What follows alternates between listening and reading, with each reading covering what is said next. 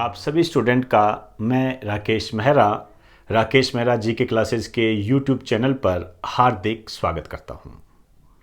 दोस्तों, आज इस यूट्यूब चैनल पर मैं आपके जो कांस्टेबल के एग्ज़ाम से संबंधित एक छोटा सा टॉपिक लेकर आया हूं, या आप कह सकते हो एक सब टॉपिक है, जो कि राजस्थान में आर्ट एंड कल्चर की लोक कला से संबंधित है।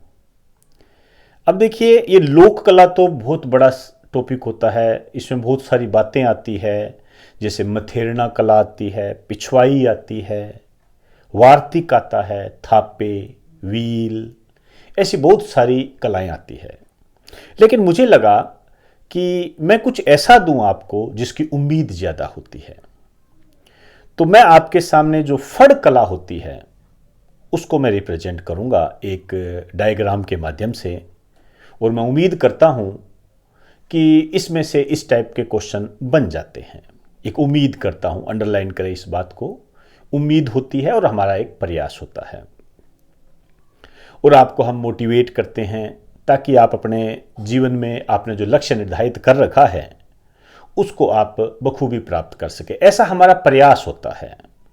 मैं कई बार आपको पहले कह भी चुका हूं कि जो भी आप करते हो वो आपकी अपनी मेहनत होती है, आपकी अपनी मेहनत होती है। हम तो सिर्फ आपको एक गाइडलाइन करते हैं।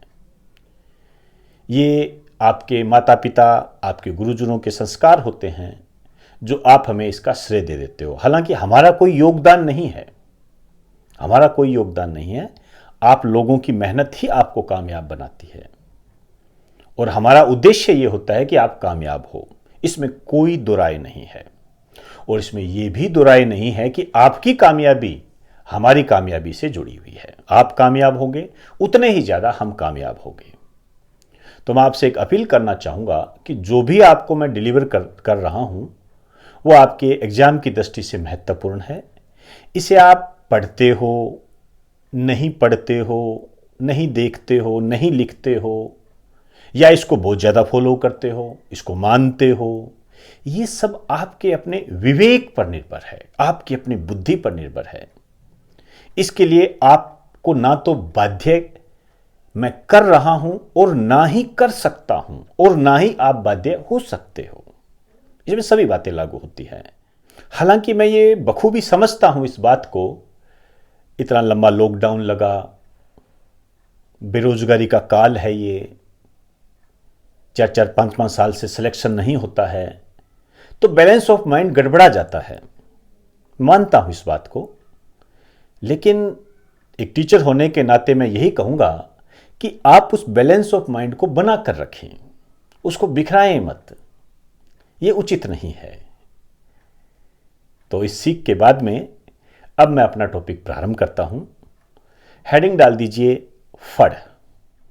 तो पेज के बीच में लिखिए फड़।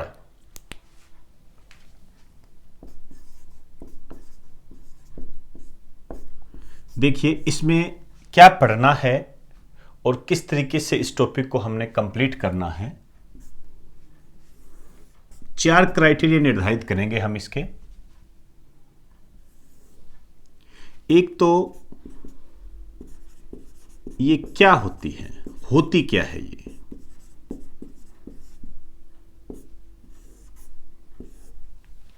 दूसरी बात, कौन से स्थान से संबंधित है, ज्यादा प्रभावशाली कहां की है, यह भी आप कह सकते हो। तीसरी बात हम करेंगे प्रमुख चित्तेरे। इनके जो कलाकार होते हैं उनको चित्तेरे कहा जाता है, प्रमुख चित्तेरे। और चौथी बात हम करेंगे प्रमुख फड़। इसे हमने आधार बनाया है। तो 4 बातें हम करेंगे ताकि आपके दिमाग में एक बात क्लियर हो जाए कि आपको इस टॉपिक में कौन कौन सी धारणाएं लेकर चलनी है, और सीधे सपाट शब्दों में हमने यही बात करनी है। क्या है फड़? देखिए, कपड़ों पर बने चित्र होते हैं जिसमें किसी घटना या किसी कथा का उल्लेख होता है। अब ये किससे संबंधित होती है? यदि हम इसकी बात करें तो ये देवी देवताओं की घटनाओं से संबंधित होती है, उनके जीवन में जो घटनाएं घटित होती है, जो चमत्कार होते हैं, उनसे रिलेटेड होती है। तो एक लाइन लिख दीजिए,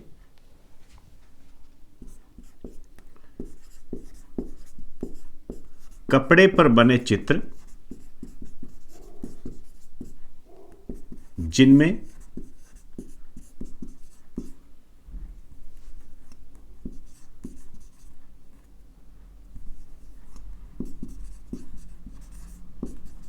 किसी घटना या कथा के बारे में बताया जाता है। अब किस पर आधारित है ये?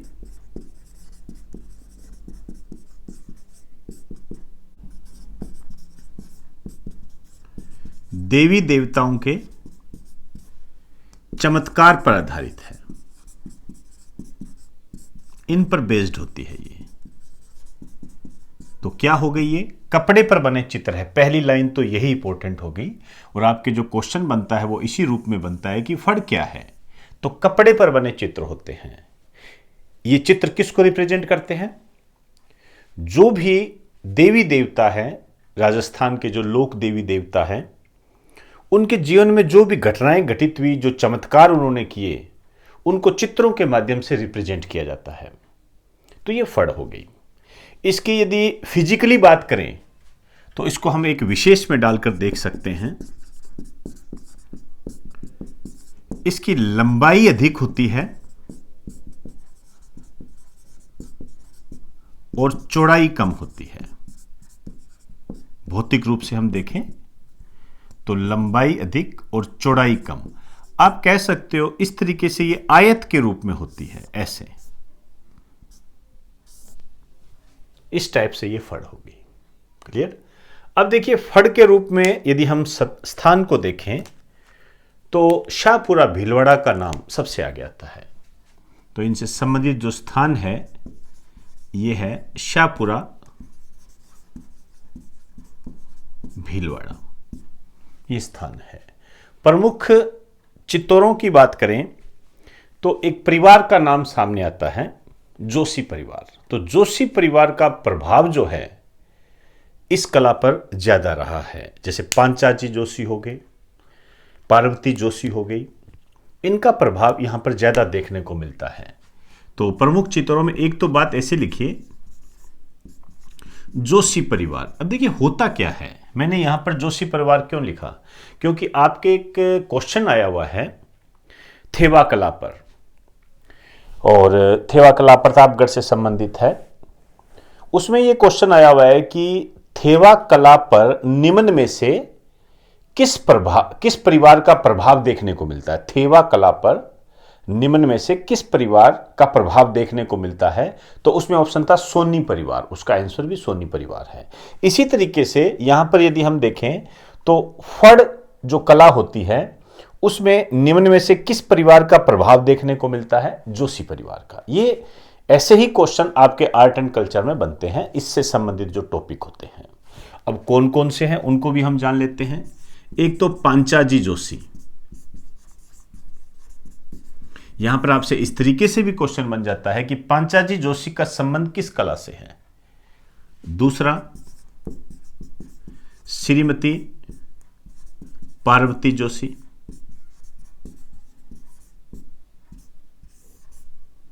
ये जो पार्वती जोशी है इनके बारे में आप ये भी कह सकते हो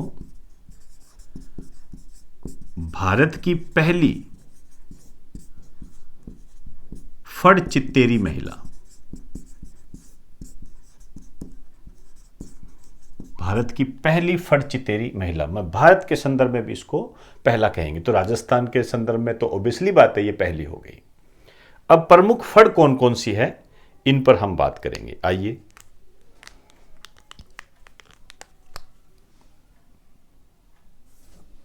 इसको इस तरीके से कर दीजिए।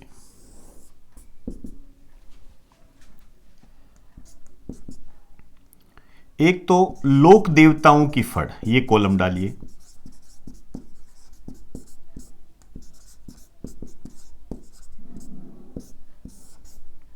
लोक देवताओं की फड़,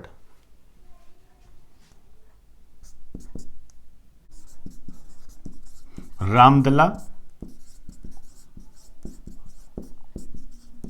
व कृष्णदला की फड़,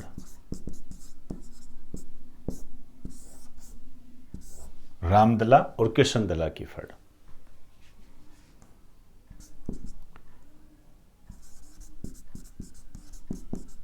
भैंसासुर की फड़,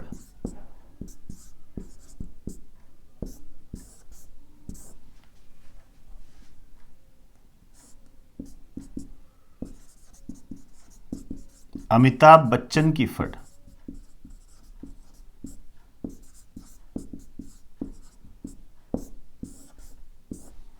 अमिताभ बच्चन की फड़।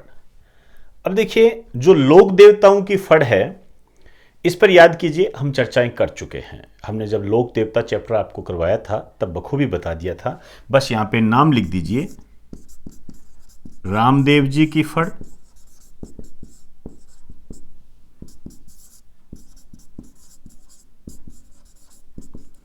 बाबू जी की फड़ और देव नारायण जी की फड़। इनकी क्या विशेषताएं हैं डिटेल में हम कर चुके हैं। रामदला और कृष्णदला की फड़, ये क्या है? रामचंद्र जी और श्री कृष्ण जी की जीवन की घटनाओं से संबंधित है। ये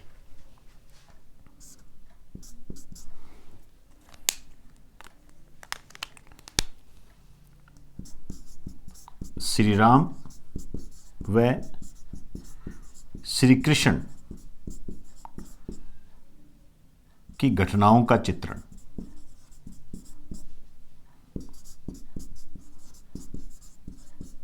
किस क्षेत्र विशेष की है ये?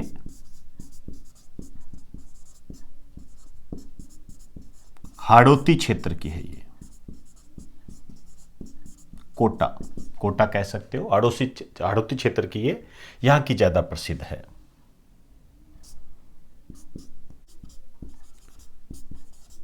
वाद्य यंत्र का इस्तेमाल नहीं होता है, ध्यान रखें।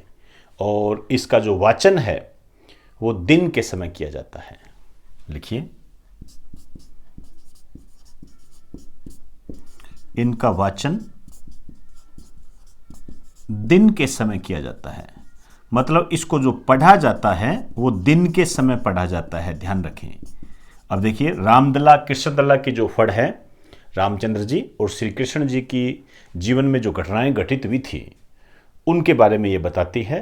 और अपने जो हाड़ौती क्षेत्र है, कोटा, बूंदी, बारा, झालावाड़, उससे ये संबंधित है, वहां की ये प्रसिद्ध है। और इस फड़ को जो पढ़ा जाता है इनकी महिमा में, रामचंद्र जी और श्री कृष्ण जी की महिमा में, वो दिन के समय पढ़ा जाता है, रात को नहीं पढ़ते। इसके अलावा जब पढ़ते हैं तो किसी भी वाद्य यंत्र, म्यूजिकल इंस्ट्रूमेंट का इस्तेमाल नहीं किया जाता है, ओनली सीधा पढ़ा जाता है, कोई भी वाद्य यंत्र इसमें इस्तेमाल नहीं होता है। तो ये कुछ बातें हैं जो यहां से क्वेश्चन के रूप में हमारे सामने आती है। इसी तरीके से आपके सामने है भैंसासुर की फड़। इसका इस्तेमाल जो होते हैं बावरी जाति के लोग करते हैं। ये क्या करते हैं कि जब ये लोग चोरी करने निकलते हैं तो इस फड़ की पूजा करते हैं। पूजा, ध्यान रखें, हमारे सामने एक तथ्य आ गया। कौन से फड़ की पूजा की जाती है? भैंसासुर फड़ की पूजा की जाती है। इसका वाचन नहीं होता है, ध्यान रखें, इसकी पूजा होती है। तो इसमें एक लाइन लिखिए, संबंधित जाति बावरी, बावरी जाति की फड़ होती है ये।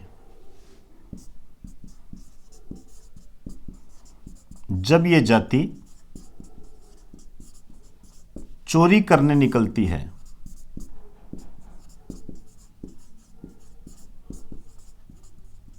तो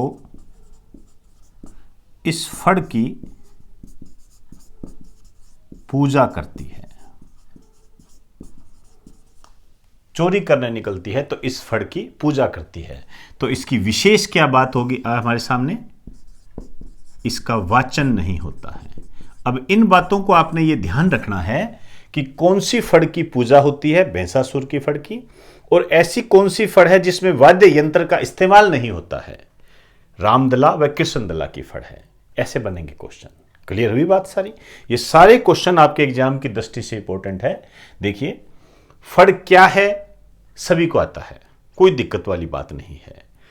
जोशी परिवार के में भी बता देंगे, लेकिन ये जो बातें होती है जो आपसे छुप कर रह जाती है वो आपके मेरिट निर्धारित करने वाले क्वेश्चनों में शामिल होती है। जैसे अमिताभ बच्चन की फड़ की बात करें, अब किसकी फड़ है? इसमें क्या किया गया है? फिल्म अभिनेता अमिताभ बच्चन को लोक देवता के रूप में प्रदर्शित किया गया। एक लाइन लिख दीजिए, इसमें फिल्म अभिनेता अमिताभ बच्चन को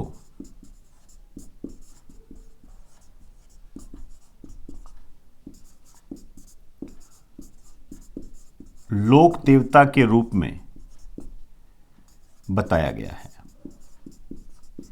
मतलब इस फड़ में यह बताया गया है कि अमिताभ बच्चन एक लोक देवता का रूप है। इस तरीके से है, संस्कृति है ये, क्या करें। तो ये सब चीजें हम ही लोग करते हैं। अब इसका जो भाई किसने बनाई, ये बनाई किसने है? ये बनाई है मारवाड़ के भोपा रामलाल व भोपी पतासी ने। ये रामलाल और पतासी नाम है। भोपा भोपी क्या होते हैं? जो देवी देवताओं की व्याख्यान गाते हैं, उनकी व्याख्या करते हैं, उनके चमत्कारों के बारे में लोगों को बताते हैं, चाहे वो गाकर बताए, चाहे वो पढ़कर बताए, किसी भी तरीके से वो भोपा भोपी होते हैं। क्लियर हुई सारी बात? तो ये हमने फड़ के बारे में कुछ बातें की हैं जो आपके एग्जाम की दृष्टि से काफी महत्वपूर्ण स्थान रखती है, और ये वो बातें हैं जो आपके एग्जाम में आने की पूरी ताकत रखती है। तो एक बार आप इसे राइट डाउन कर दीजिए।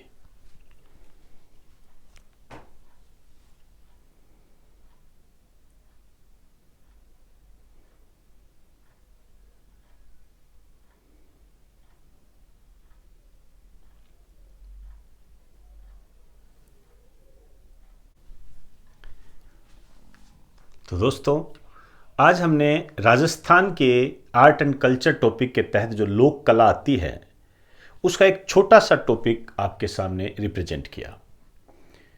इसका रिप्रेजेंट करने का जो कारण था वो आपके अभी जो कांस्टेबल के एग्जाम होने वाले हैं उनसे रिलेटेड है ये। और मेरा ऐसा मानना है कि फड़ पे क्वेश्चन काफ़ी बार आए हुए हैं, तो मैं उम्मीद करता हूं कि इस लेक्चर में से भी एक क्वेश्चन आपके आ सकता है।